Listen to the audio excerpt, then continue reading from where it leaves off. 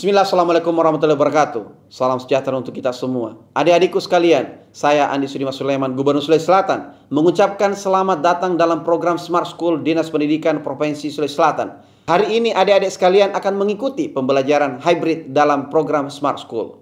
Aplikasi Smart School adalah sebuah pendekatan dengan tetap mengedepankan sebuah pendidikan dengan digital approaching, untuk kemudian mengedepankan kualitas dan mutu pendidikan yang diterima siswa secara seragam di seluruh wilayah Sulawesi Selatan, termasuk di pelosok-pelosok. Program ini bukan hanya memberikan kepada adik-adik sekalian pengalaman belajar yang baru, namun juga memberikan fasilitas kebutuhan dengan fitur bermanfaat seperti rekaman video pembelajaran yang dapat diulang, trik-trik penyelesaian soal, ujian-ujian, serta sarana konsultasi pembelajaran dari guru-guru terbaik di Sulawesi Selatan.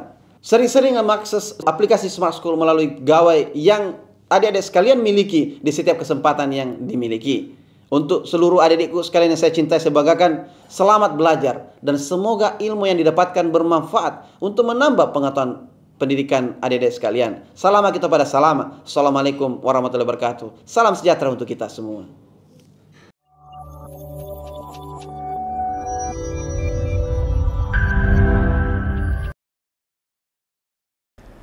Bismillahirrahmanirrahim. Assalamualaikum warahmatullahi wabarakatuh. Dan selamat pagi anak-anakku semua dimanapun kalian berada dalam wilayah Provinsi Sulawesi Selatan. Apa kabarnya hari ini? Saya harap kalian semua dalam keadaan sehat dan tetap semangat untuk mengikuti pelajaran kita pada hari ini. Dan untuk Bapak Ibu guru pendamping siswa di kelas, mari bersama-sama dengan saya membelajarkan anak-anak kita pada hari ini dalam pelajaran geografi. Perkenalkan, nama saya Wahyudin.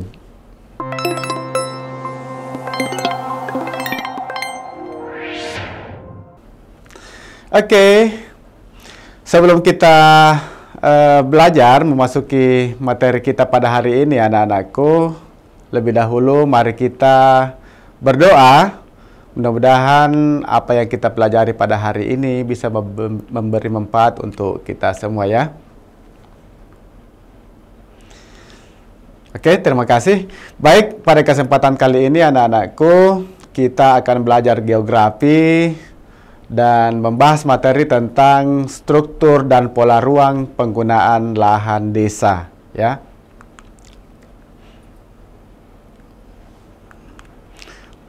Oke, perhatikan anak-anakku, ada 3 tujuan pembelajaran yang ingin kita capai pada hari ini, yaitu yang pertama, kita bisa memahami struktur dan pola ruang penggunaan lahan desa. Itu yang pertama ya. Dan yang kedua, itu kita bisa memahami permasalahan dan pembangunan desa. Yang ketiga, ini tujuan kita yang sangat menarik, yaitu kita bisa menentukan luas wilayah penggunaan lahan desa dengan menggunakan aplikasi Google Earth ya. Jadi, sebelum kita membahas materinya, saya harapkan anak-anakku bisa mendownload aplikasi Google Earth melalui smartphone kalian masing-masing, atau kalau ada yang membawa laptop, itu bisa membuka aplikasi Google Earth di perangkatnya masing-masing ya. Jadi, ini nantinya akan kita pakai di sesi setelah materi nantinya ya, untuk berlatih penggunaan aplikasi Google Earth. Jadi silahkan di-download lebih dahulu ya, Google Earth. Oke, baik. Kita masuk di materi inti. Di layar anak-anakku tersaji tampilan suasana dan aktivitas penduduk desa.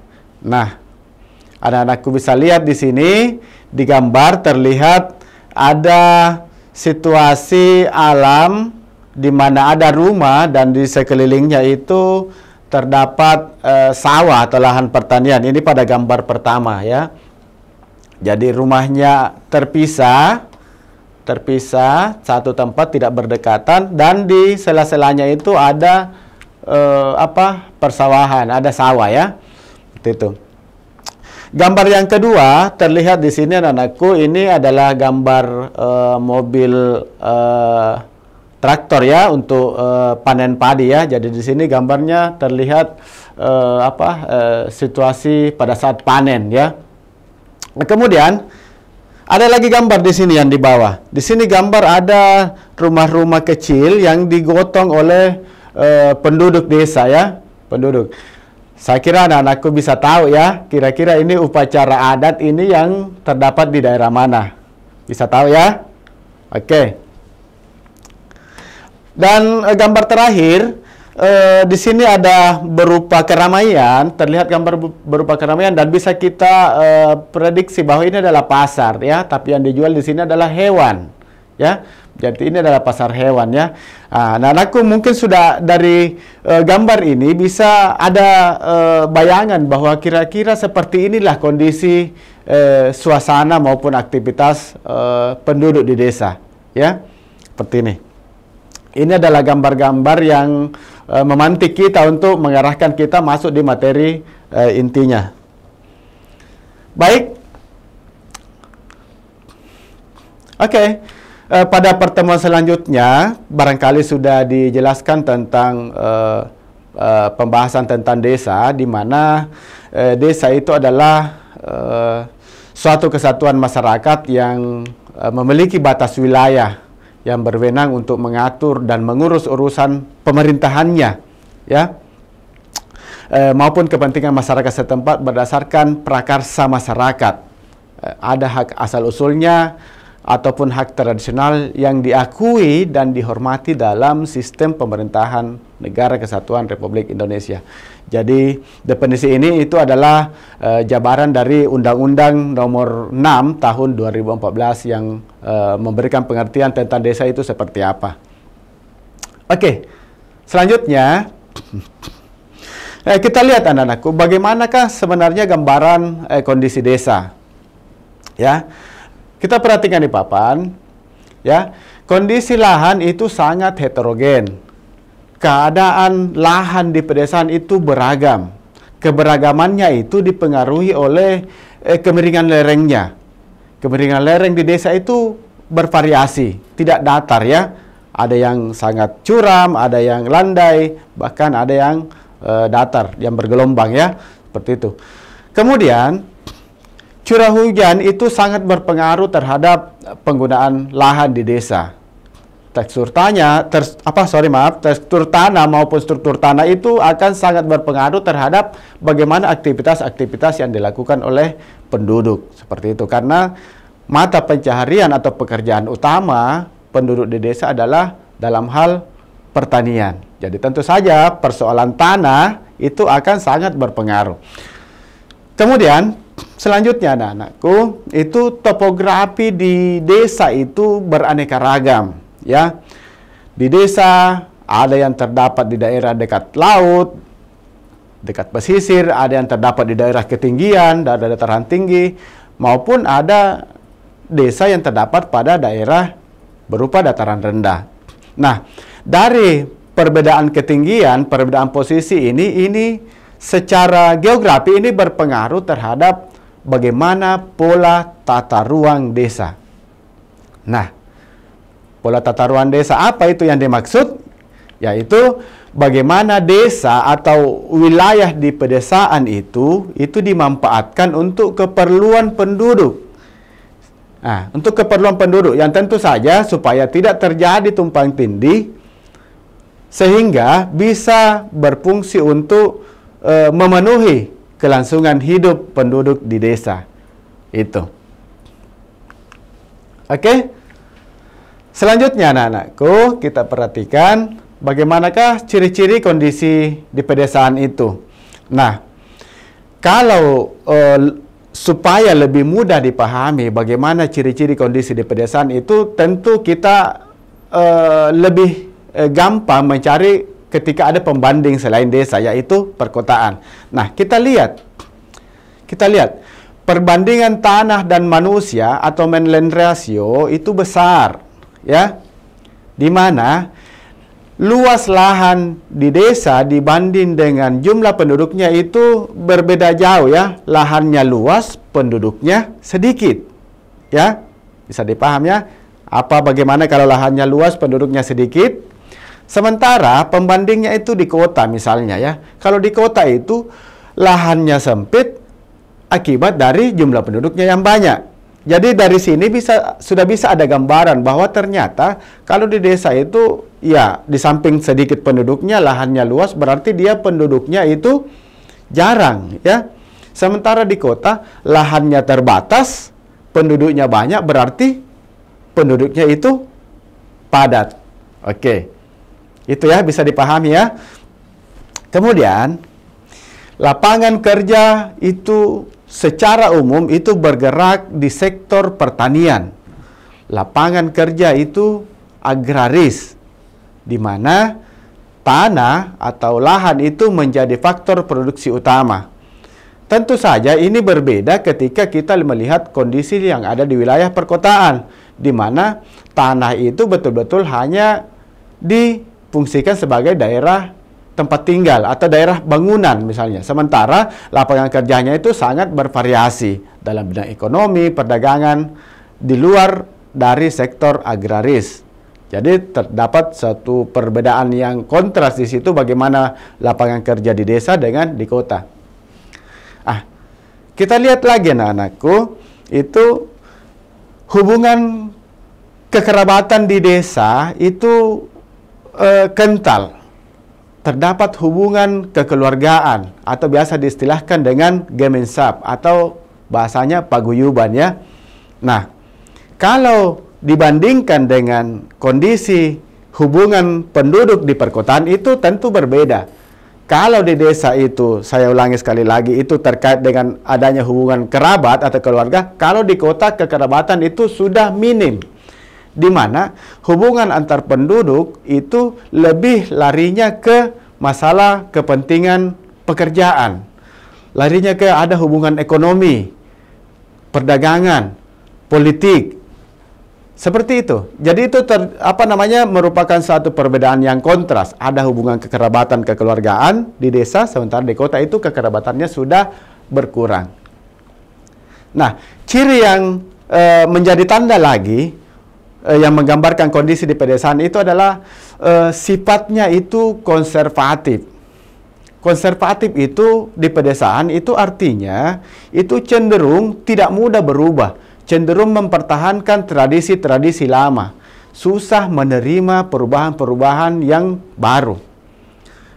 Ini meskipun tidak berlaku secara umum, tetapi lebih banyak masih mempertahankan hal-hal seperti itu. Mungkin anak-anakku semua yang tinggal di daerah pedesaan itu masih orang-orang di desanya itu masih mempertahankan budaya-budaya lama dan kadang sulit menerima perubahan.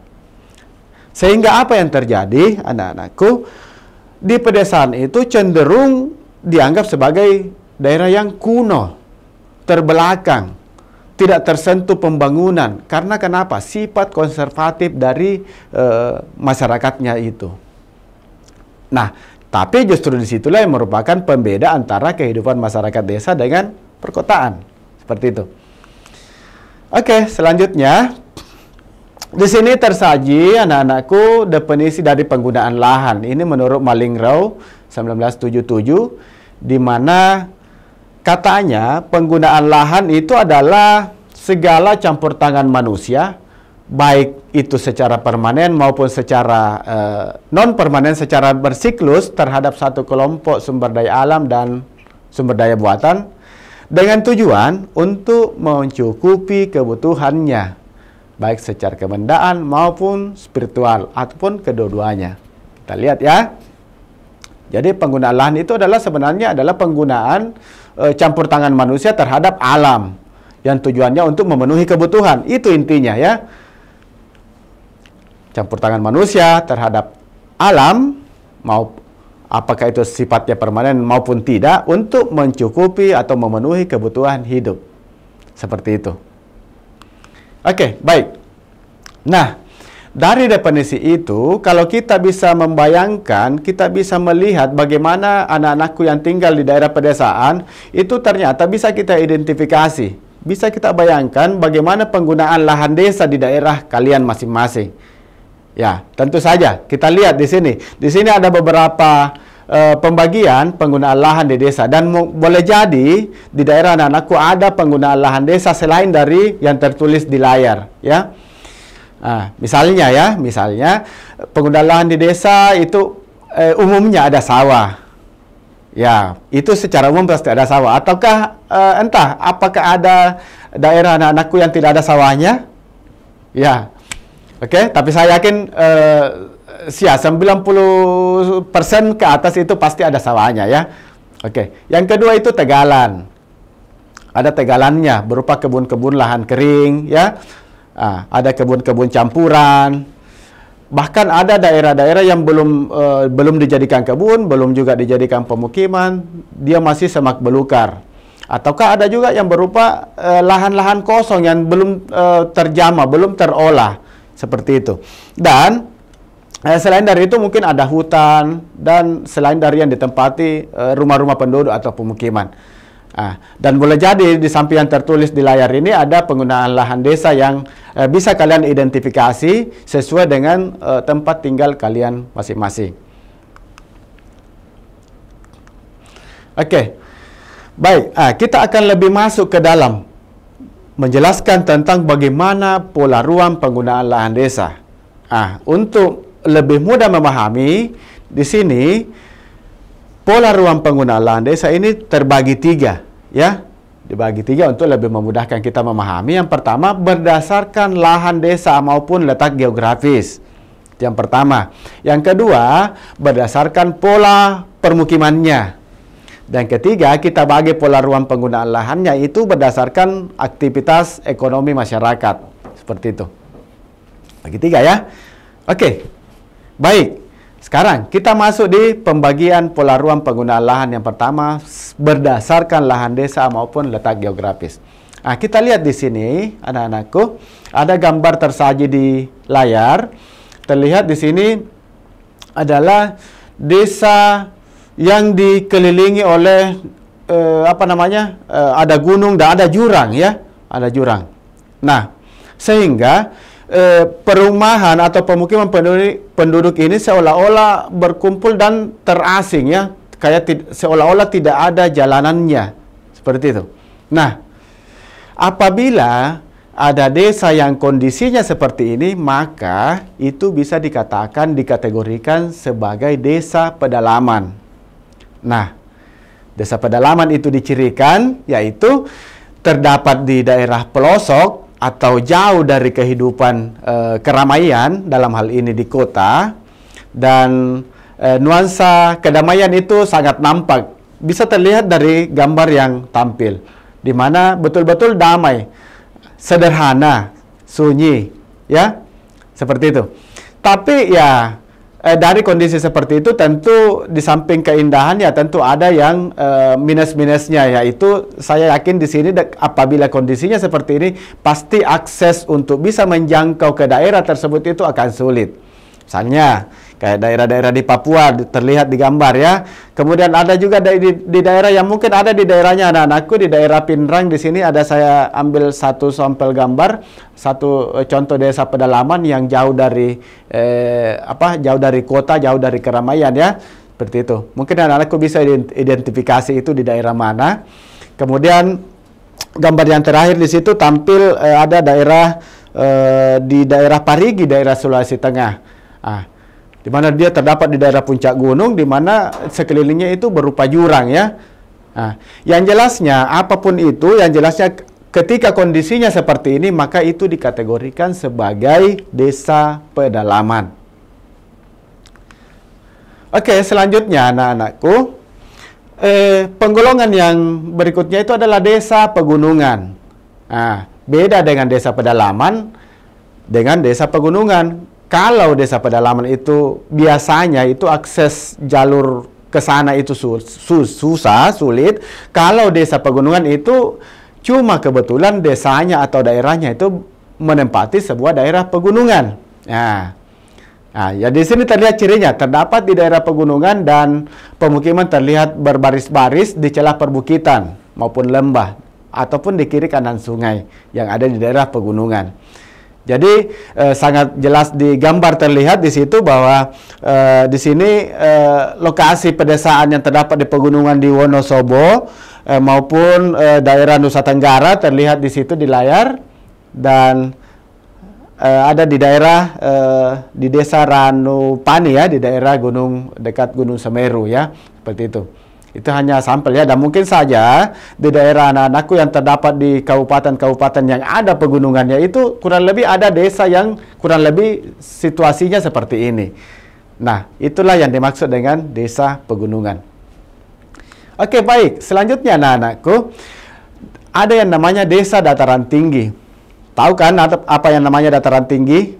Daerah dataran tapi berada di ketinggian ya, yang tingginya kurang lebih sekitar 700 meter dari permukaan laut. Tapi dia berupa dataran. Nah, seperti itu. Nah, terlihat di gambar itu ada sajikan sampel ya, yaitu Kampung Bena, ada namanya Kampung Bena, Desa Sembung, ada Desa Argosari di Jawa Timur, seperti itu.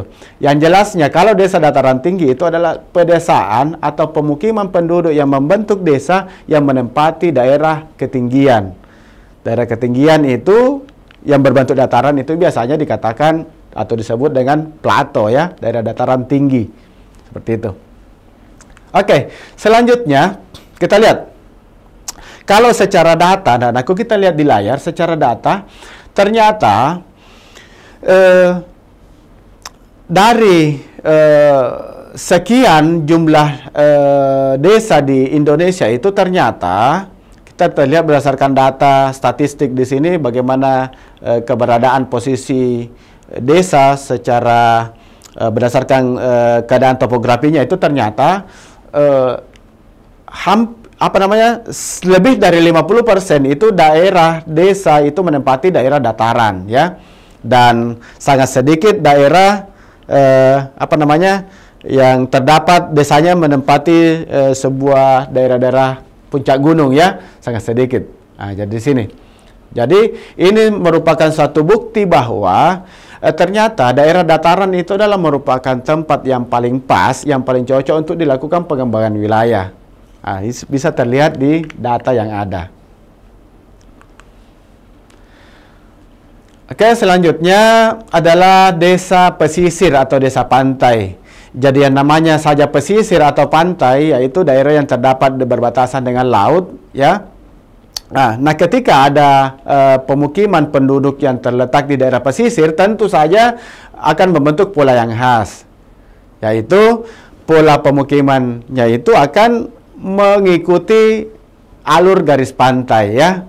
Dan yang kedua yang menjadi khas itu adalah mata pencahariannya itu pasti terkait dengan laut, terkait dengan sumber daya yang disajikan oleh laut, yaitu mata pencaharian sebagai nelayan. Oke.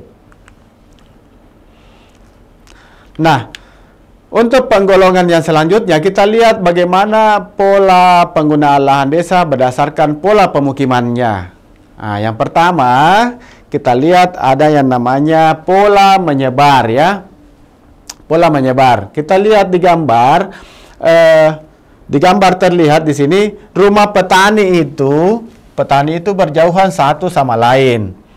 Ada di sini, kemudian di tempat lain lagi, dan istilahnya ada jarak antar rumah sehingga rumahnya itu tidak rapat. Seperti itu. Belum ada jalan-jalan besar dan lahan itu terdapat di sekitar rumah penduduk ya. Lahannya itu terdapat di sekitar rumah penduduk. Sehingga dari bentuk seperti ini akan membentuk formasi menyebar ya. Seperti itu, Nat. Oke, selanjutnya pola pemukiman memanjang. Nah, pola pemukiman memanjang ini adalah ciri yang ditampilkan oleh daerah yang medannya itu memang memenuhi syarat untuk terbentuk secara memanjang. Nah, misalnya ketika daerah itu dilalui oleh sungai ataupun jalan, maka tentu saja pemukiman-pemukiman yang ada itu akan terletak di sepanjang atau di kiri kanan jalan atau sungai tadi. Nah, karena terletak di kiri kanan sungai atau jalan, maka dia akan membentuk pola yang memanjang. Jadi dicirikan di sini bahwa pola pemukiman memanjang itu terletak di sepanjang jalan raya atau sungai, dan tanah pertanian itu terletak di belakang rumah-rumah penduduk. Seperti itu. Bisa ya dibayangkan ya, atau mungkin ada di daerah anak-anakku yang kondisinya seperti ini, yang dilewati oleh sungai atau dilewati oleh jalan poros, jalan raya, maka tentu saja pemukiman itu akan memanjang mengikuti alur jalan raya maupun sungai. Selanjutnya anak-anakku ada namanya pola pemukiman berkumpul. Ya, kalau kita yang ada di pedesaan ini biasa dikatakan kampung. Seperti inilah kondisi kampung, di mana penduduknya itu berkumpul dalam satu pemukiman, dan di daerah di luar kampung itulah adalah lahan pertanian, seperti itu. Misalnya di kampung apa begitu ya, maka bentuknya itu polanya akan kurang lebih akan terlihat seperti gambar yang terlihat di layar ya, seperti itu. Dan saya yakin banyak daerah-daerah di Sulsel itu yang seperti ini, yang berupa perkampungan. Rumah-rumah penduduk berkumpul, di sekitarnya adalah lahan pertanian. Oke, kemudian pola pemukiman melingkar. Ini mungkin jarang, tapi tetap digolongkan ada pengkategorian pola pemukiman melingkar, di mana yang melingkar itu rumah-rumah penduduk itu melingkar di tepi jalan ya, membentuk semacam pola konsentris ya, membentuk lingkaran. Di mana tanah pertanian itu di belakang rumah masing-masing. Seperti itu. Nah, penggolongan yang selanjutnya kita golongkan berdasarkan kegiatan ekonomi. Ya, secara ekonomi atau secara mata pencaharian itu bisa dibedakan yang menjadi desa pesisir atau desa nelayan, desa persawahan, desa perladangan. Nah, di sini kita bisa berikan pemahaman, berikan arti bahwa desa pesisir sesuai dengan arti katanya ya, namanya pesisir atau nelayan ya, tentu saja berada di dekat dengan laut ya. Nah, jadi dicirikan di sini ya berbatasan langsung dengan garis pantai atau laut, dan masyarakatnya itu tergantung pada hasil-hasil atau potensi-potensi laut yang ada di daerah tersebut. Berikutnya itu desa persawahan. Nah, ini juga umumnya ada di daerah kita ya. Desa persawahan itu ketika penduduknya betul-betul tergantung pada hasil pengolahan sawah ya. Jadi ini rata-rata hampir 80% di sini penduduk di di Sulsel ini adalah desa persawahan. Tidak ada desa barangkali ya, ataukah adakah di daerah anak-anakku yang ada desa yang tidak ada sawahnya ya? Saya yakin ada semua ya. Gitu. Artinya bahwa kehidupan penduduknya atau masyarakatnya di situ bergantung pada hasil dari pengolahan sawah. Kemudian selanjutnya itu desa perdagangan. Desa perladangan, maaf ya. Ya, yaitu desa yang penduduknya bergantung pada usaha pertanian ladang. Pertanian ladang itu beda dengan pertanian sawah ya. Kalau di ladang itu umumnya ditanami berupa tanaman-tanaman palawija dan sayuran dan sebagainya. Oke, kemudian selanjutnya anak-anakku secara kegiatan ekonomi dibedakan lagi yang namanya desa perkebunan.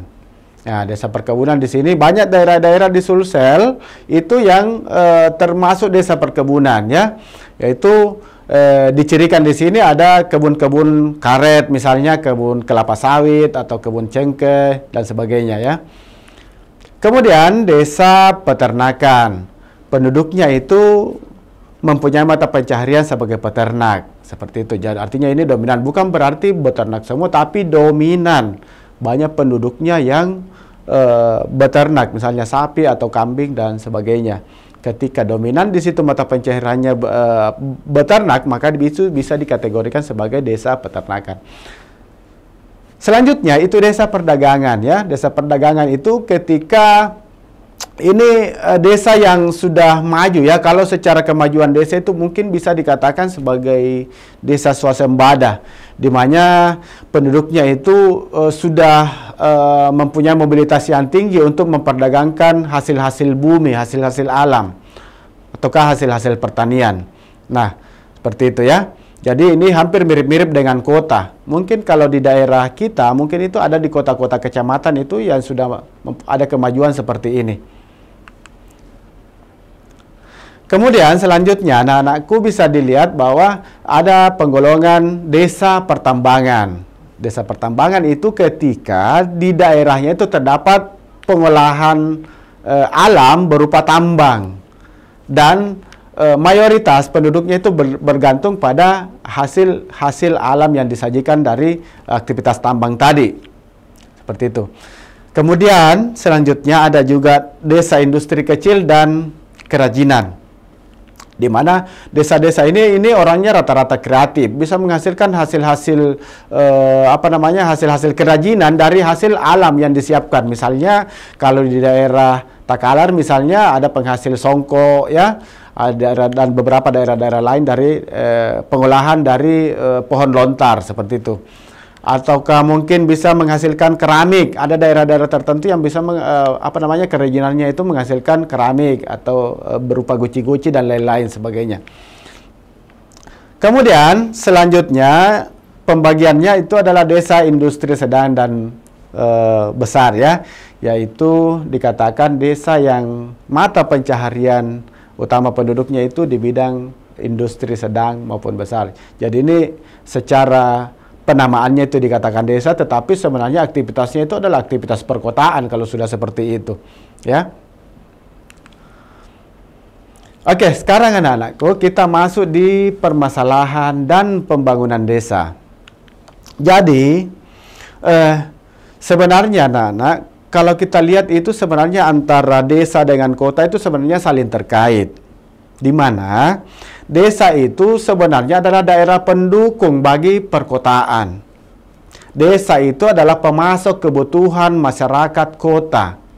Nah, karena saling terkaitnya di sini, apabila ada masalah bagi desa, maka pembangunan keduanya itu bisa terhambat. Karena kota juga berperan terhadap bagaimana kemajuan dan perkembangan di desa. Nah, ketika ada satu yang terhambat, maka tentu saja ada kesenjangan yang besar yang terjadi. Kesenjangan inilah yang menjadi masalah. Nah, sumber masalah kalau kita identifikasi anak-anakku, kita golongkan menjadi 3 di sini, ya. Ada kondisi geografis, ya. Kondisi geografis atau kondisi alam. Kemudian yang kedua itu kondisi masyarakatnya, dan yang ketiga adalah bagaimana kondisi atau keadaan pemerintahan di daerah tersebut. Oke? Oke, kita bahas satu-satu, ya. Kita bahas satu-satu, setidaknya kita di sini membuka wawasan berpikir kita bahwa permasalahan ini seperti apa. Kaitan dengan kondisi geografis. Distribusi penduduk tidak merata. Nah, kalau penyebaran penduduk tidak merata, tentu ini menjadi masalah. Mengapa? Karena pemerataan itu tidak bisa dilakukan secara bersama, ya. Proses distribusi barang-barang, produk kebutuhan barang itu akan terhambat ketika penduduknya tidak merata. Sehingga akibatnya apa? Ada mungkin bagian-bagian wilayah itu yang terpenuhi sama kebutuhannya, tetapi di daerah lain yang mungkin agak terpencil, agak terpelosok ke dalam, itu susah untuk mendapatkan barang-barang kebutuhan pokok, sehingga itu menjadi masalah. Nah, tentu saja hal ini sangat dipengaruhi oleh yang namanya jalur jalanan atau jalur transportasi. Jalur inilah yang bisa menjawab masalah aksesibilitas di wilayah pedesaan. Nah, ketika misalnya daerah itu terletak di daerah pedalaman yang tidak ada jalur transportasi yang lancar ke sana, maka bisa diprediksi bahwa daerah tersebut akan mengalami keterbelakangan atau pembangunannya, perkembangannya itu akan mengalami hambatan. Seperti itu. Masalah yang kedua, anak-anakku, kita bisa lihat bahwa adanya kemampuan ekonomi masyarakat yang tidak sama, bervariasi. Kemampuan ekonomi inilah yang mempengaruhi bagaimana kondisi masyarakat di daerah itu. Bisa mengakibatkan kurang gizi. Kenapa? Karena makanan atau nutrisi yang mereka konsumsi itu tidak sesuai standar kesehatan. Yang kedua adalah fasilitas kesehatan rendah. Mereka yang terletak di daerah-daerah terpelosok, yang terpencil itu, kadang untuk menjangkau fasilitas kesehatan, puskesmas maupun rumah sakit itu sangat sulit. Sehingga apa yang terjadi, resiko-resiko penyakit yang parah itu akan mudah muncul di daerah yang terpencil itu. Nah, tentu saja ini menjadi masalah ya, seperti itu.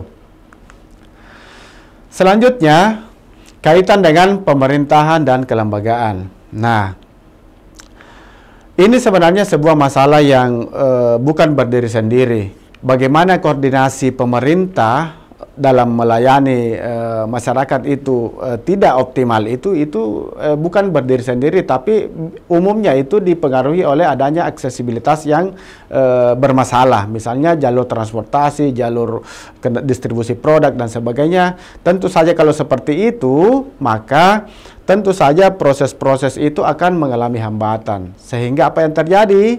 Daerah itu akan mendapatkan masalah, tidak sesuai standar hidup secara optimal.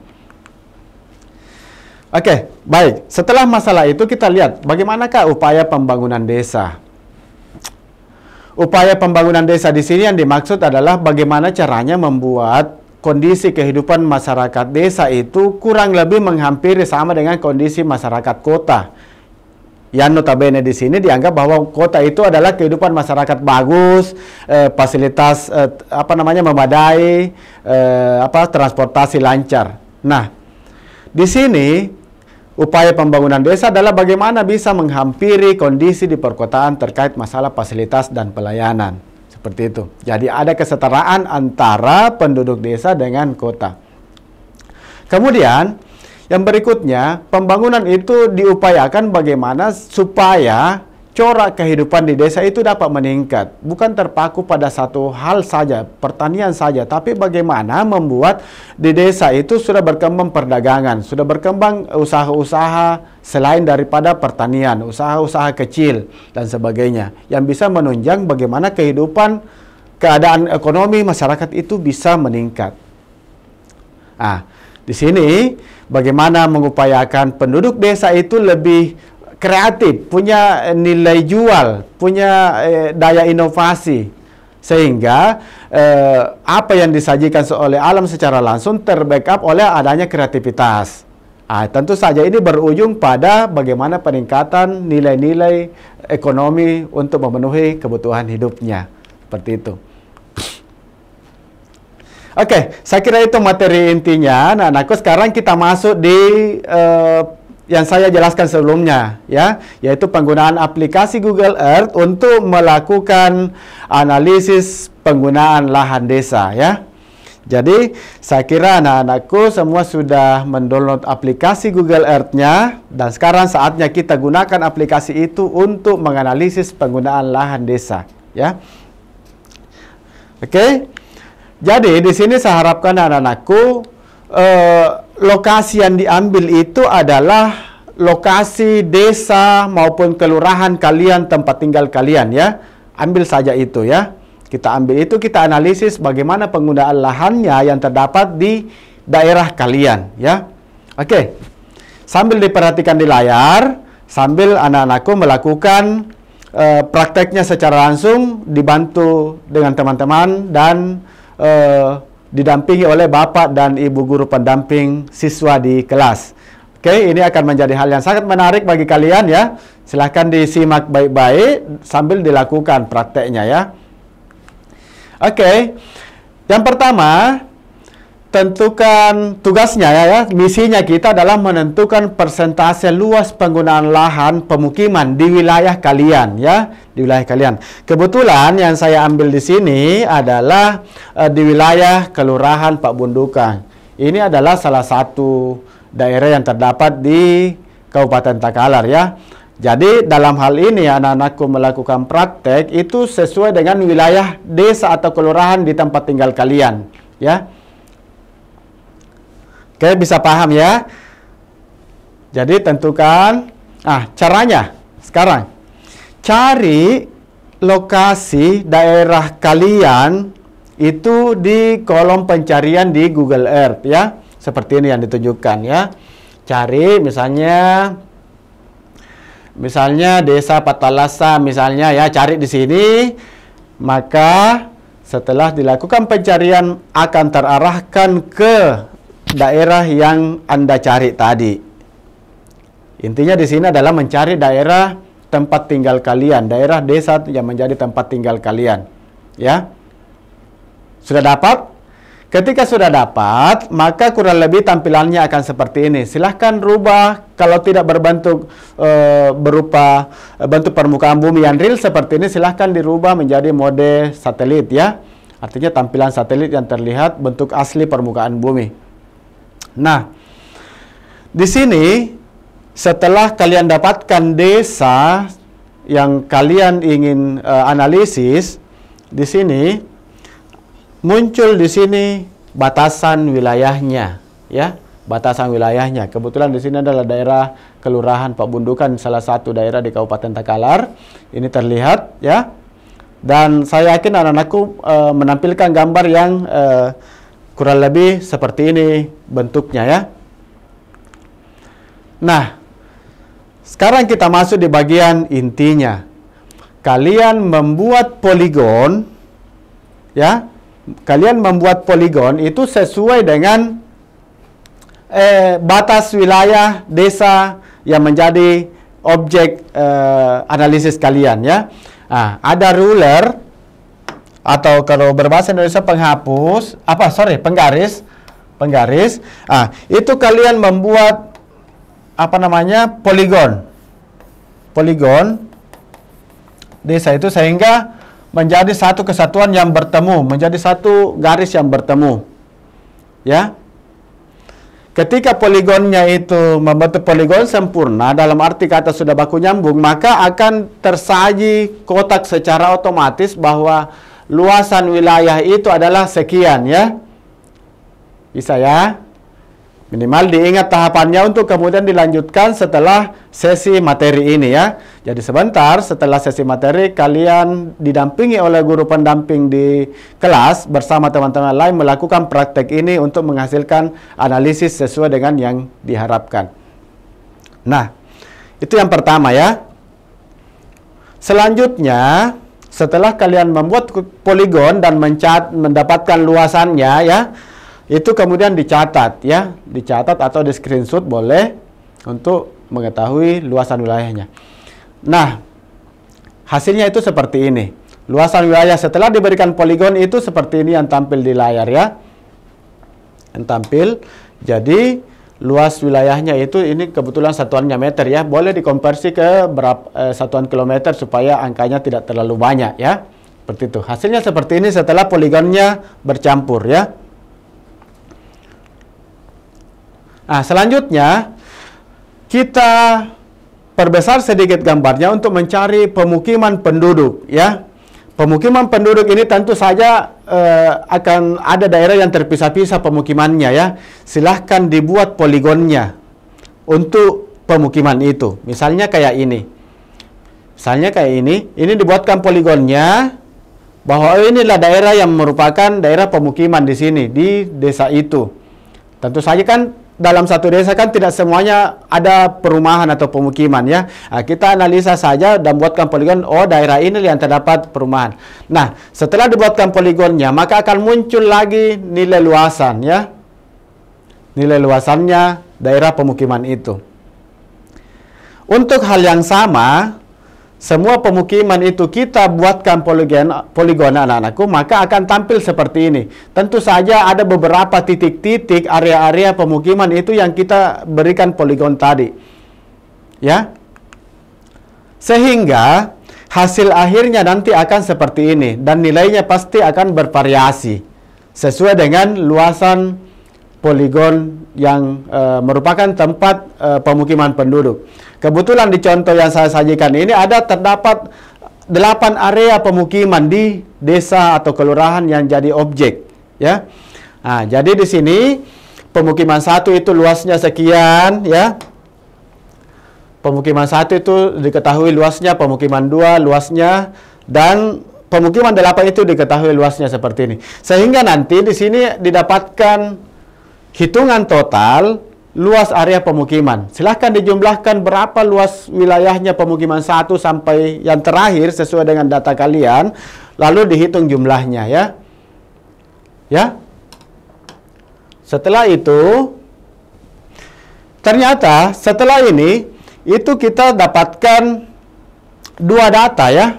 Dua data, yaitu luas area pemukiman secara keseluruhan dan luas area wilayah kelurahan atau desa ya, area pemukiman dengan luas keseluruhan. Nah, ketika kita sudah dapatkan dua data ini, maka inilah endingnya ya. Nah, kita masukkan di rumus luas wilayah persentase luas permukiman. Kita akan tentukan dengan cara memasukkan nilai luas permukiman dibagi dengan luas keseluruhan. Nah, dalam hal ini nilainya ini ya, nilainya ini, kemudian ini. Dan setelah kita hitung, kita mendapatkan 21,48%.